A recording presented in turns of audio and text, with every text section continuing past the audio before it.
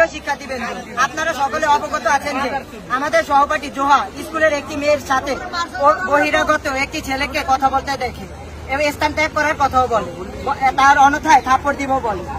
অমান্য এই কথায় রেনাধর আমাদের দুজন সহপাঠী জোহা এবং মাহিমকে অন্য স্কুলে জয়নুল আবেদিন স্কুলে তুলে নিয়ে যাওয়া। প্রতিষ্ঠানের প্রিন্সিপাল রোমান স্যার জিজ্ঞাসা করেন, তোরা এই স্কুল কাজ তোরা জানো? এটা তোদের বাপ হাফিজি প্রাইমারি স্কুল। সে সময় জোহা ও মাহিমের পরিবারের সদস্যরা গিয়ে ওদের সেজন্য বিচারে করে। তারা তা না মেনেও ওদের দুজনকে বেধড় মারধর করে এবং সকলকে উপস্থিতিতে সেই স্কুলের মাঠে 50 বার কান ধরে উঠবস করান। ওই ছেলের পা ধরতে বাধ্য করে।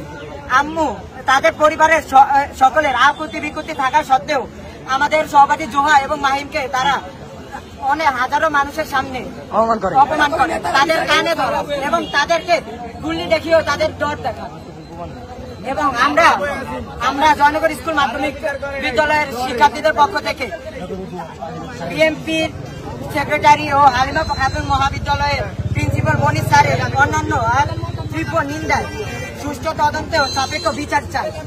আমরা আমাদের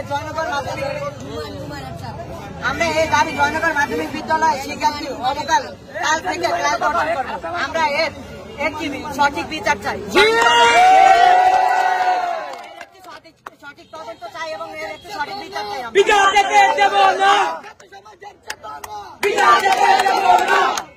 তাদের তো কোনো দোষ ছিল না, তারা একটি মেয়েকে আরেকটি ছেলেকে অন্য অবস্থা দেখে তাদের ভয় দেখেছে। তাদের কি দোষ? এমনকি তাদের পরিবারেও গেছে তাদের বিচার করতে, কিন্তু তারা মানেনি। তাদের পরিবারের সামনেই তাদের মারধর করে এবং অন্যদের কান ধরে উঠবস করা। এটার কেমন বিচার? একজন ছাড় হয়ে যদি স্টুডেন্টের কথা না বুঝে, পরিবারের কথা যদি না বুঝে, এই যে আমাদের সহপাঠী জোহা ওর হাত ভেঙে দিয়েছে। ওই একজন স্কুলের একজন স্যার হয়ে যদি এমন করে একজন এগুলো কোন ধরনের বিচার হয়েছে? তাদের পিতা মাতাও তাদের বিচারের জন্য গেছে, কিন্তু তাদের পিতা মাতাকেও এখানে কোনো তাদের তো পিতা মাতা, তারা তো বুঝতো যে তাদের ছেলেদের ভালো এবং কি তারা তো শুধু মারধর করে নিয়ে তাদের হুমকিও দেওয়া হয়েছে এখানে। এখন আমরা শিক্ষার্থীদের পক্ষ থেকে এটার জটিল বিচার চাই।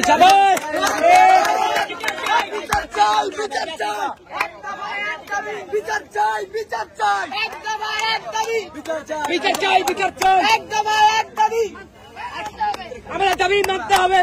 সুষ্ঠু বিচারের দাবিতে আমরা প্রতিজনগর মাধ্যমিক বিদ্যালয়ের শিক্ষার্থীরা এর সাথে একত্রিত ঘোষণা করে আমাদের ক্লাস বর্জন করলাম।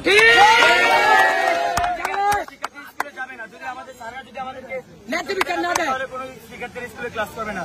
আমরা কিভাবে মার খেয়ে যাবো? আমাদের কি বাপ্পা নেই? আমাদের বাবা মার কাছে বিচার দিত।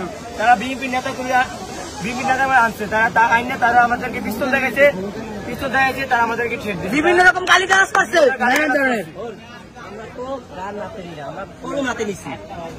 আমরা তো ছুরি চাকু এগুলো হাতে নিই, আমরা কলম হাতে নিছি।